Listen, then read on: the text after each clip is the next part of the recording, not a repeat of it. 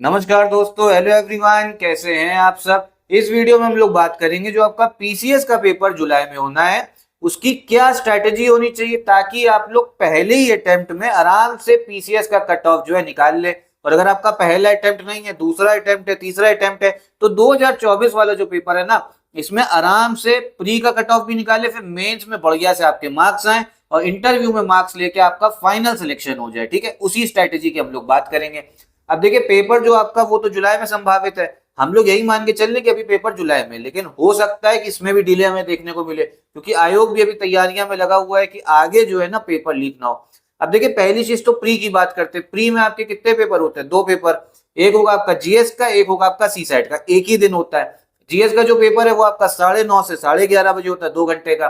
फिर जो आपका सी साइड का पेपर है उसमें कुछ गैप मिलता है जीएस और सी साइड में, तो फिर सी साइड का जो पेपर है वो आपका 2:30 से 4:30 के बीच में होगा। ठीक, दोनों 2 घंटे पेपर है। जो आपका पहला पेपर है ना जीएस वाला, उसमें आपके टोटल 150 क्वेश्चन आएंगे। 150 क्वेश्चन आएंगे और मार्क्स कितने होंगे? टोटल जो मार्क्स होगा वो होंगे आपके 200 नंबर। ठीक, अब बहुत लोग को यही गणित बैठाने में दिक्कत होती है कि 150 क्वेश्चन आ गए और 200 नंबर का पेपर है। एक क्वेश्चन कितने नंबर का है? देखिए, कुछ नहीं करना है। 150 क्वेश्चन है ना, 150 को मल्टीप्लाई करो 4/3 से।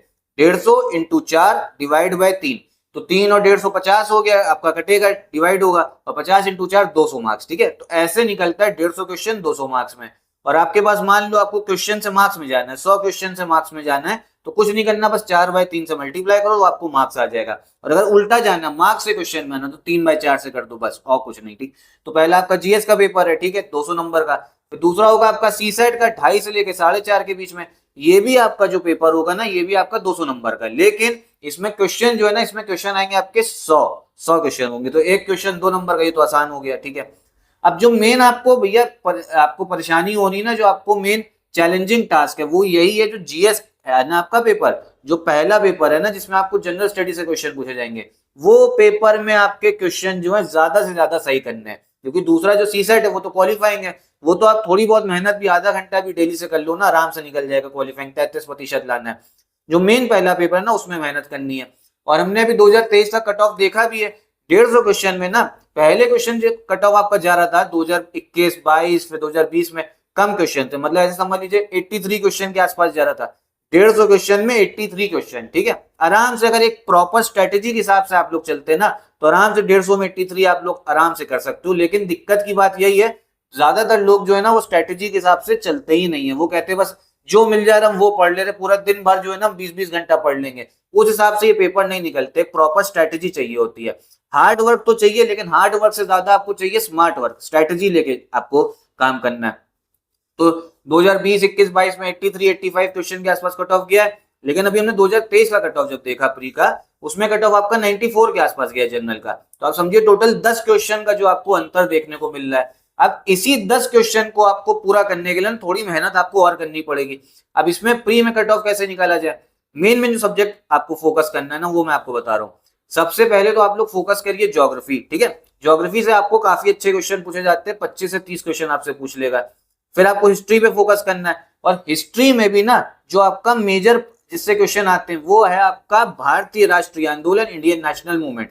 कब से कब तक पढ़िए? 1885 से लेकर 1885 से, जब से आपकी कांग्रेस बनी है, 1947 तक ना आपको पूरा जितना भी मॉडर्न हिस्ट्री का पार्ट है वो अच्छे से याद होना चाहिए, रटा होना चाहिए। ठीक है, तो बाकी हिस्ट्री भी पढ़नी है, प्राचीन भारत भी पढ़ना है, मध्यकाल भारत भी पढ़ना है, लेकिन जो ज्यादा आपको फोकस करना है ना वो 1885 से लेके 1947 तक करना है। ज्यादा क्वेश्चन आपके इसी में बनेंगे। तो ज्योग्राफी बता दिया, हिस्ट्री बता दिया। फिर पॉलिटी पढ़िए, पॉलिटी से भी आपके 20-25 क्वेश्चन पूछ लेता है। ठीक, करंट अफेयर पे आपको जरूर ध्यान देना, डेली आप लोग करंट अफेयर जो है ना पढ़ते रहिए। स्टडी फॉर सिविल सर्विसेज में आपको डेली करंट अफेयर भी मिल जाएगा, डेली करंट अफेयर का कंपाइलेशन, साथ ही साथ मंथली भी मिल जाएगा, तो उसको पढ़िए, करंट अफेयर तैयार। करंट अफेयर से भी 30 क्वेश्चन आते हैं।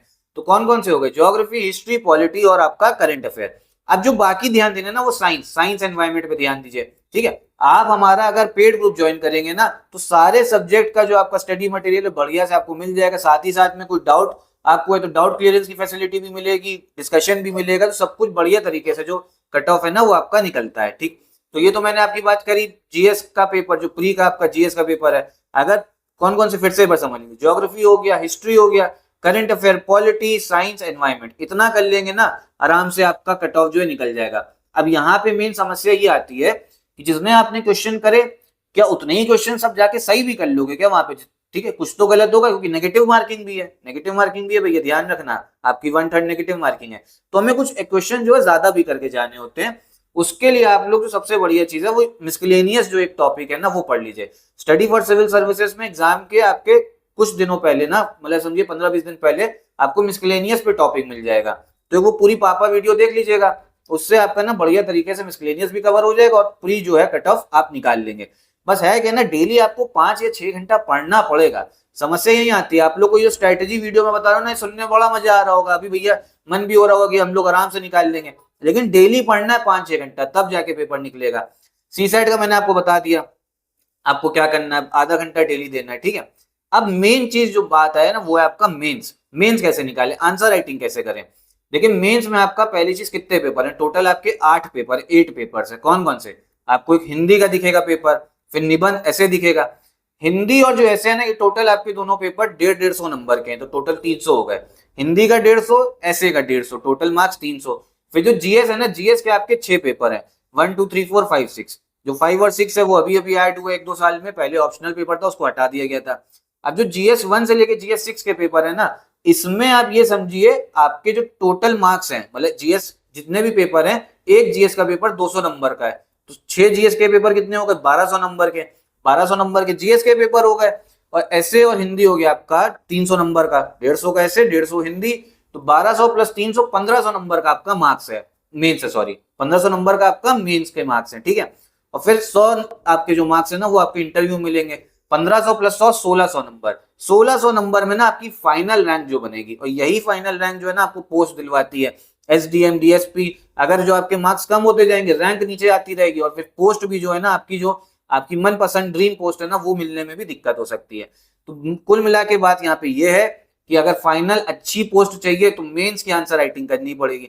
अब आप लोग कहोगे यार हमने तो आंसर राइटिंग कभी करी नहीं, कैसे पढ़ें, कैसे करें आंसर राइटिंग, कितना पढ़ना पड़ेगा? देखो मैं आप लोगों को एक फैक्ट बताता हूँ, एक राज की बात बताता हूँ। जो आपके जीएस के पेपर हुए ना, वो आपके 3 घंटे का पेपर होता है। जीएस 1 का 3 घंटे का होगा, जीएस 2 का भी 3 घंटे का होगा पेपर आपका, ठीक है, सब 3 घंटे के होते हैं ऐसे, और निबंध भी। तो 3 घंटे में आपको कितने क्वेश्चन लिखने होते हैं, मैं जीएस की बात कर रहा हूँ, 20 क्वेश्चन लिखने होते हैं, ठीक है। तो 3 घंटे में 20 क्वेश्चन लिखना ना एक चैलेंजिंग टास्क है। उसके लिए आपकी हैंडराइटिंग स्पीड जो है ना वो सही होनी चाहिए। ज्यादातर लोग जो मेन से बाहर हो जाते हैं वो इसीलिए बाहर हो जाते हैं क्योंकि वो पूरा पेपर ही नहीं कर पाते, वो पूरे 20 क्वेश्चन अटेम्प्ट नहीं कर पाते। वो आप समझो कितने कर लेंगे, 15 कर लेंगे, 16 कर लेंगे, बाकी के 4 क्वेश्चन छूट गए। सिलेक्शन उसी का होगा जिसका 20 क्वेश्चन जो सारे पेपर में जीएस से 1 से लेके 6 वो सब अटेम्प्ट करे। अब यहाँ पे मेन चीज अटेम्प्ट करने के लिए आपको आपकी हैंडराइटिंग स्पीड जो है ना वो काफी तेज होनी चाहिए। और हैंडराइटिंग स्पीड जो है वो एक दिन में नहीं हो पाएगी कि एक दिन जो आप गए, आप मंदिर चले गए, पहले पूजा करी और भगवान ने आपकी हैंडराइटिंग स्पीड तेज कर दी, वो ऐसे नहीं होगी। डेली प्रैक्टिस करनी पड़ेगी, डेली आपको अब समझो एक आंसर लिखना पड़ेगा। 5-6 घंटे आपको प्री के लिए पढ़ना है, जुलाई में पेपर है, उसके बाद में डेली 1 घंटा, अब 1 घंटा एक्स्ट्रा देना पड़ेगा, कहीं से भी निकालो, उसमें मोबाइल कम चलाओ, वहां से समय निकालो, ठीक है, अपने दोस्तों से कम बात करो, अपने गर्लफ्रेंड बॉयफ्रेंड से कम बात करो, वहां से 1 घंटा निकालो, और 1 घंटा जो है ना डेली आपको आंसर राइटिंग करनी है। आंसर राइटिंग में क्या प्रैक्टिस करना है, आप लोग जैसे प्री के लिए जो भी पढ़ रहे हो, जैसे आपने मान लो हिस्ट्री पढ़ा या पॉलिटी पढ़ा, पॉलिटी में आपने राष्ट्रपति प्रेसिडेंट के टॉपिक के बारे में पढ़ा, ठीक है, आपने फैक्चुअल चीजें पढ़ी, अब उसी को ना अपने ओन शब्दों में लिखो। आप ये समझो, आप लिख लो, जैसे आपने पढ़ा होगा प्रेसिडेंट का चुनाव कैसे होता है, इलेक्शन, तो भैया ये क्वेश्चन मन में बना लो कि भैया ये बताइए कि how is the election of president conducted, राष्ट्रपति का चुनाव की प्रक्रिया क्या है, और ये आंसर आप खुद लिखो, ज्यादा बड़ा नहीं लिखना है, ठीक है। मुश्किल से मुश्किल आप ये लिखिए, इसको 150 वर्ड में लिखिए, ज्यादा कुछ वर्ड्स में भी नहीं लिखना होता है।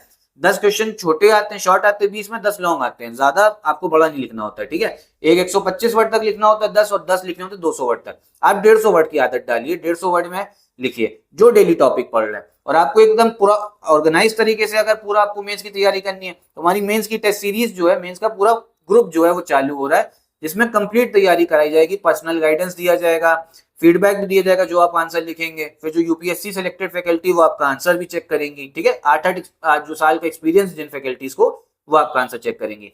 बात यहाँ पे ये है कि अगर आंसर राइटिंग प्रैक्टिस करनी है तो हैंड राइटिंग स्पीड अच्छी होनी चाहिए, क्योंकि वहां पे 3 घंटे में ना आपको ये, आप ये सोचो, आप लोग के मन में आता होगा कि हम वहां पे बेस्ट टू बेस्ट आंसर लिख दें, पहले क्वेश्चन पढ़ोगे, ठीक है, क्वेश्चन समझ में आना चाहिए। क्वेश्चन समझ में आने में आप लोगों को मान लो 30-40 सेकंड लगा, फिर 30-40 सेकंड मन में फ्रेम में बैठाओगे दिमाग में कि कैसे आंसर लिखना है, क्या इंट्रो होना है, क्या बॉडी, क्या कंक्लूजन, ठीक है। तो यहाँ पे एकदम बेस्ट टू बेस्ट नहीं दे पाओगे।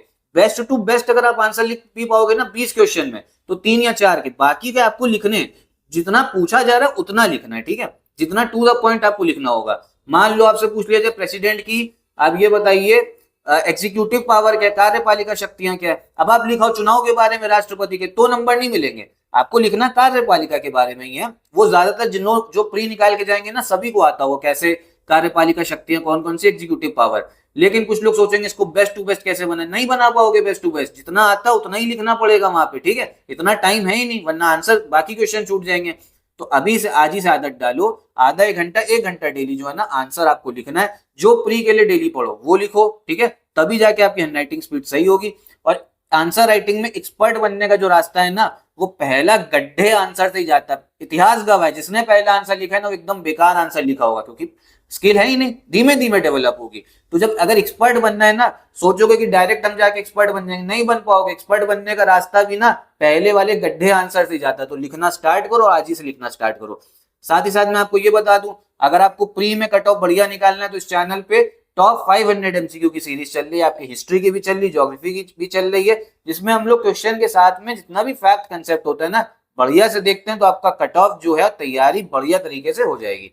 यहीं पे मैं वीडियो भी खत्म करता हूँ। अगर आपका कोई डाउट है तो कमेंट बॉक्स में जरूर पूछिएगा। नमस्कार।